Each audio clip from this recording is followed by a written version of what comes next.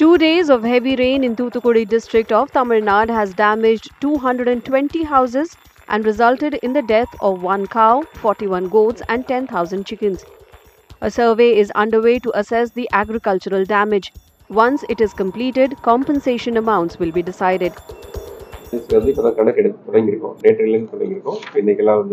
Village administrative officers and agriculture officers எல்லாருமே தொடர்ந்து கணக்கெடுத்துட்டு இருக்காங்க.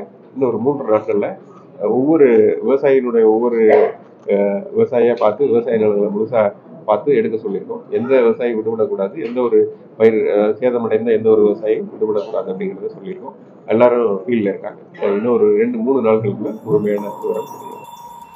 More than 100 electric motors are being used to remove the water stagnating in the low-lying areas of Thoothukudi city. This water is being removed through the Bakil stream. At least 8 roads are blocked and repair work is underway. Storage பொறுத்தவரையும் நேற்றைக்கு பார்த்தீங்கன்னா ஒரு 200க்கும் மேற்பட்ட குளங்கள் 95% மேலே இருக்குது. ஒரு 80 குளங்களுக்கு மேலே 100% நிறைஞ்சிருச்சு. 200க்கும் மேற்பட்ட குளங்கள் 95% மேலே இருக்குது.